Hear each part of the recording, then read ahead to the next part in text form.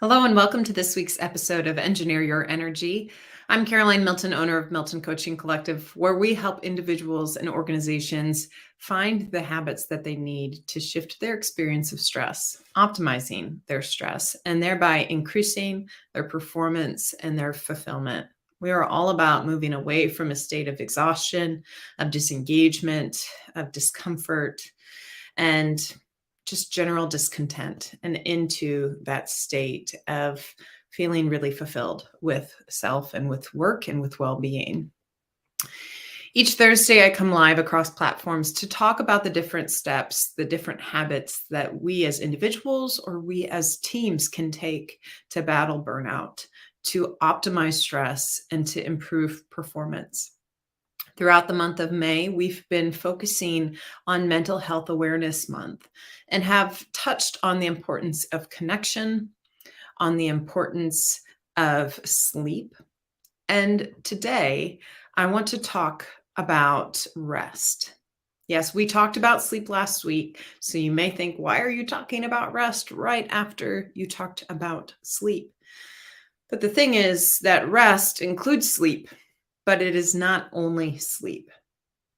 Rest is important for our minds, our bodies, in all areas of our health. And yet, rest is something that we have a really hard time making time for. Rest is incredibly good for us. Not only does it support our bodies, it supports our creative output, it supports our performance.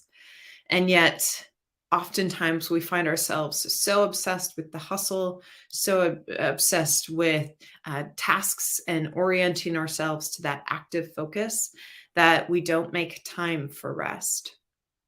Now, there's some really interesting research that has just been completed and is in the midst of being expanded upon, but it's around a concept called the default mode network. The default mode network, you might know better as a wandering mind. But essentially, what it is a collection of linked brain areas that function as somewhat of a low grade dreaming when our attention is not focused on a specific task. And while we might think of this as unproductive, in fact, when your brain is wandering, it is assessing the present state and plans for the future. I've learned that when I get stuck in, especially in a creative spot, maybe I'm putting together a presentation or a proposal for a client, I like to get up and go for a walk, tech-free walk, and just let my mind wander. I find that I come back to my workstation with fresh ideas, new perspectives, and really exciting opportunities to improve the quality of my work. And it's because my brain was wandering. It was because I was taking an opportunity for some active rest by going for that walk. What research is finding is that the more balanced the linkages are between the different domains of that default mode network, then the more fluidly a person can toggle between that attentive state and that default state, that wandering state. And as a result, that person is more creative, has higher social skills, and is on average happier. So when we talk about mental health and we talk about mental health awareness, it's important to consider how much time are you taking to rest? Yes, to sleep, but also to rest throughout your day. I work with individuals who are either on the brink of burnout or in the depths of burnout. And oftentimes, when they tell me about their daily schedules or their weekly schedules, there's no time for rest. They're already cutting themselves short on sleep. They think they don't deserve to prioritize sleep. And there are so many other tasks that are on their to-do list that they don't have time to rest. This is especially true for a lot of women because they work and they come home and then they still have a plethora of commitments and obligations to others that they need to complete before they can take that time to rest, or at least that's what their belief system is. And while this is not unique to a specific gender, it is true that typically women are performing more of those caregiving roles and housekeeping roles at home. So we have to ask ourselves, how much rest do we need? What is the appropriate amount of rest? And the answer might startle you. It's 42%. It's 42% of your day or of your week that you need to spend in rest. So again, that includes your sleep. Maybe you get 7 to 8 hours of sleep. I hope so. That is a sweet spot for the adult age. But then that means that you need 2 to 3 hours in addition to your sleep for rest, for inactive brain time, allowing that brain to wander. Rest is comprised of, yes, sleep. It's that default mode. It's also physical exercise, eating, and closing the stress loop. Now, you may be wondering, physical exercise, that's not rest, but because physical exercise supports sleep and it helps to improve our brain functioning, it's a form of acute stress. Therefore, it is a form of active rest. So it falls into the category of what are we doing to ensure that we're taking care of ourselves and supporting our rest.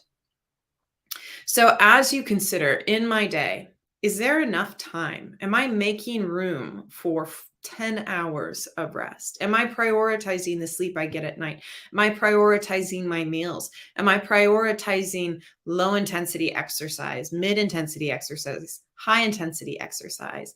Am I prioritizing time spent in creative expression, my hobbies, or things that I really enjoy to do in order to make and create? Am I spending time in positive social interaction? Am I laughing? Am I engaging in intimacy, affection? Am I having important conversations that make me feel seen and heard and loved? These are all ways that you participate in rest, even when you're not asleep. A lot of people feel uncomfortable with this concept of not constantly doing, not moving from just one task to the next, to the next, to the next.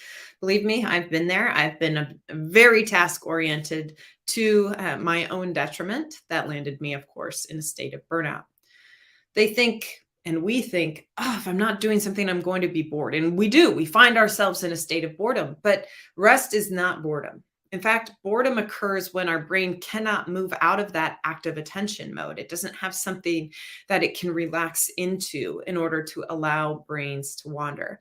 And that's why something that is a little bit more active could be helpful. That's not quite task oriented, but that perhaps gets your brain engaged in a different way, such as playing a game, card game, video game, other forms of gaming. Those are active ways of participating in rest. But what we're doing is taking ourselves out of a position of, I must complete this and I must complete this as quickly as possible. So I'd love to hear from you as the audience. How does that land? What do you think of when you think of prioritizing your rest? Does that feel anxiety inducing? How on earth could I possibly find 42% of my time to dedicate to rest? Or do you feel a sense of encouragement or relief, knowing that there are things that you can do throughout your day, throughout your week, to shift your experience of your mental well being and to shift your experience of stress and burnout?